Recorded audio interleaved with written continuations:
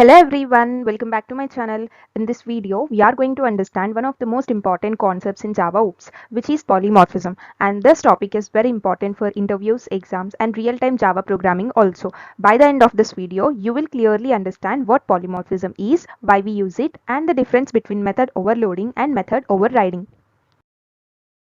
Let's see what is polymorphism. The word polymorphism comes from two words. Poly means many and morph means forms. So polymorphism means one thing is having many forms. In Java, it means the same method or object can behave differently in different situations. Let us understand with a simple real life example. A person can have different roles depending on the situation. At home, the same person may be a son or daughter. At college, the person is a student. At office, the person is an employee. The person is the same, but the behavior changes based on the situation. This is the basic idea of polymorphism. And in Java, polymorphism mainly means using the same method name but getting different behavior. Instead of creating many different method names, Java allows us to use one method name in multiple ways. This makes code cleaner and easier to understand. I hope you understood this concept. Now, why do we need polymorphism? Imagine we are creating a calculator. Without polymorphism, we may create methods like add2, add3 and so on. This makes the code messy. But with polymorphism, we can use the same method name add and Java will decide which method to call based on the input values. Let us see this with these two examples present over here. Let us first understand this left side example. Here, we created a class called calculator.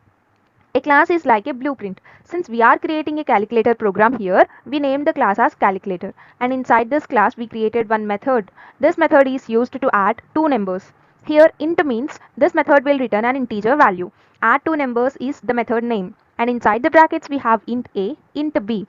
These are two input values. For example, if we give 5 and 3, then a is 5, b is 3. Now inside the method we wrote return a plus b. This means the method adds a and b then sends the result back. So this line return a plus b becomes return 5 plus 3 and the answer becomes 8. Now let us look at the second method int add 3 numbers. This method is used to add 3 numbers.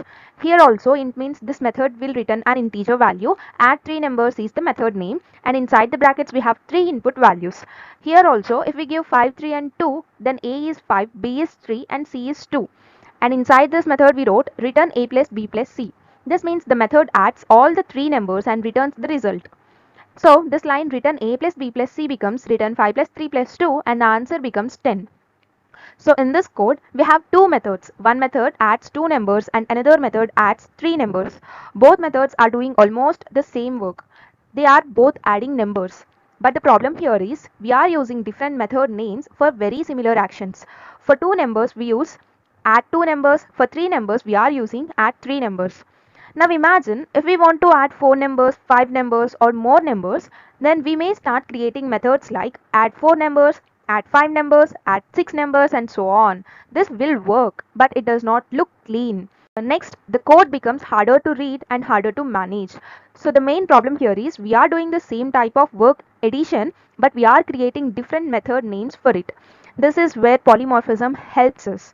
Instead of using different method names, polymorphism allows us to use the same method name with different inputs. So instead of writing add two numbers, add three numbers, we can simply write add method. One add method can add two numbers and another add method can add three numbers and the method name stays the same but the number of inputs changes. This makes the code cleaner, easier to understand and also easier to use. So now that we understood the problem, let us see how polymorphism makes this code better by using the same method name add from this right side code. Here also we created a class called calculator. Inside this class we have two methods. The first method is int add. This method takes two numbers as input. And for example 5 and 3 are the numbers and we are using add 5 comma 3 and a means 5, b means 3. So this line runs return a plus b. That means return 5 plus 3. So the output will be 8. Now look at the second method. This method also has the same name, but it takes 3 numbers as input because we have 3 parameters inside the brackets. Add 5 comma 3 comma 2. Here what does it mean? A is 5, B is 3, C is 2.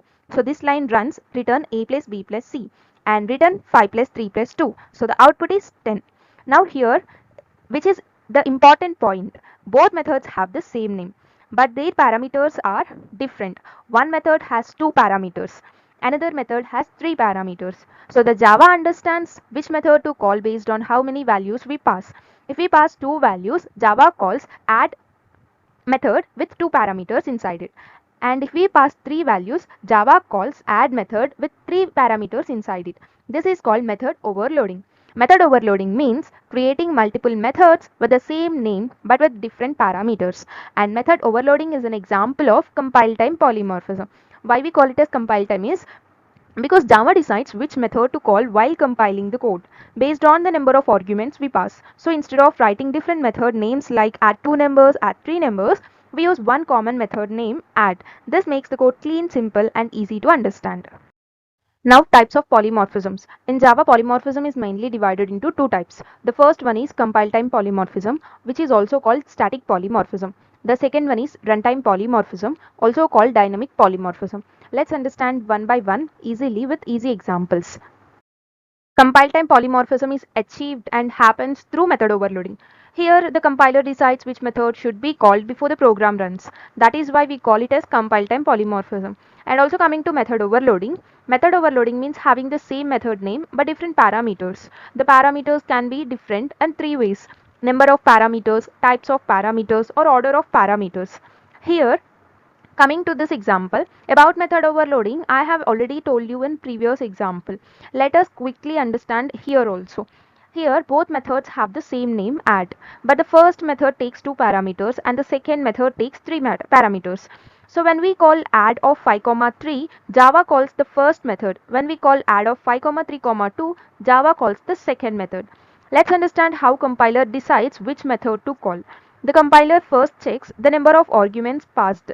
If we pass 2 values, it calls the method with the 2 parameters. And if we call 3 values, it calls the method with 3 parameters. And this decision is made during compilation. So method overloading also happens by changing the data types of parameters. Let's see how it happens. This is the example of method overloading that happens by changing the data type of parameters. Means parameters having different data types. In this example, one show method accepts an integer and another show method accepts a string. If we pass 10, Java calls the integer method. If we pass hello, Java calls the string method. This is overloading with data types. And also one important rule here is that we cannot overload a method only by changing the return type. For example, if two methods have the same name and same parameters but different return types, Java will give an error because it cannot decide which method to call. Now let's understand runtime polymorphism. Runtime polymorphism happens through method overriding. Here, the method call is decided while the program is running, not during compilation. And also coming to method overriding means the child class provides its own implementation of a method that is already present in the parent class. The method name, parameters and return type must be the same. Now let us understand method overriding with the example here. Here we have a parent class called animal. Inside the animal class we have a method called sound, and this method will print animal makes a sound. Now we create a child class called dog. The dog class extends the animal class. That means dog is inheriting from animal.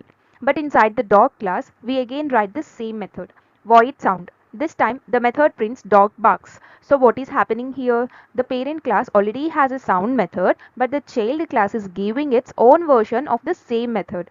This is called method overriding. In simple words, method overriding means the child class changes or replaces the behavior of the parent class method. Now let us see what happens when we create a dog object. Dog object is equals to new dog. See in the main class. This means we are creating an object of the dog class. Then we call object dot sound. Now the question is which sound method will run? Will it run animal class method or will it run the dog class method? I will tell you. Since the object is created from the dog class, Java gives first priority to the dog class method. So the output will be dog barks. This happens because the dog class has overridden the sound method of the animal class. Now let us understand the real power of runtime polymorphism. Here we wrote animal object. This means we are creating a reference variable of the parent class animal. Now carefully observe this line, object is equals to new dog. Here the reference type is animal but the actual object is dog. So when we call object.sound, Java checks the actual object during the runtime. The actual object here is dog. So Java calls the dog class sound method. That is why output will be dog barks. And also object is equals to new cat object dot sound.